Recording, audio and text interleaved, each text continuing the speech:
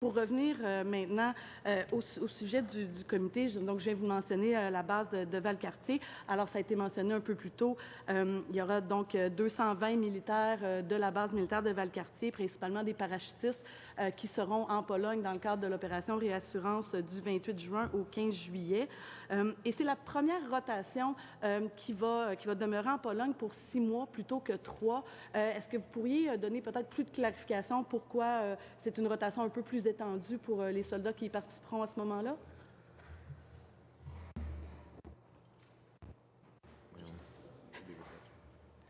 Heureusement, quelqu'un d'autre s'en occupe. Merci beaucoup. Donc, toutes les rotations qui sont mises en place pour les déploiements sont basées sur les exercices qui vont avoir lieu aussi. Donc, on s'assure qu'une fois que les soldats se rendent là, qu'ils ont des choses à faire, justement. Et puis, c'est basé sur les entretiens qu'on a avec les forces alliées avec qui on fait affaire, que ce soit les Polonais, que ce soit des Américains ou que ce soit les pays dans les environs. Donc, chaque rotation est basée sur les événements qui vont avoir lieu, sur l'entraînement, puis où les Canadiens peuvent vraiment faire part de quelque chose qui démontre justement ce qu'on veut accomplir en face des agressions russes dans l'Europe.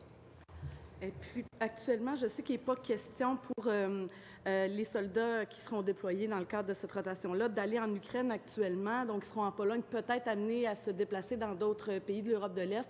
Je sais que l'Ukraine n'est pas ciblée actuellement. Est-ce que ça peut, par contre, est-ce que c'est quelque chose qui peut changer dans le cadre de la mission?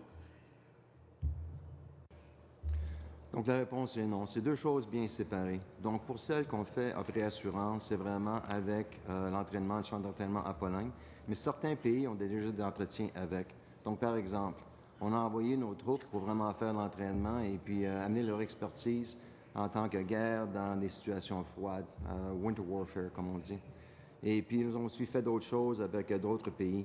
Mais c'est pour les individus qui vont aller en Ukraine, ça, c'est un rôle qui est très spécifique.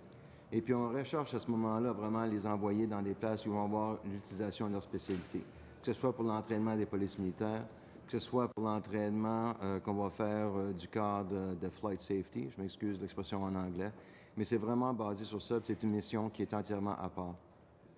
Merci.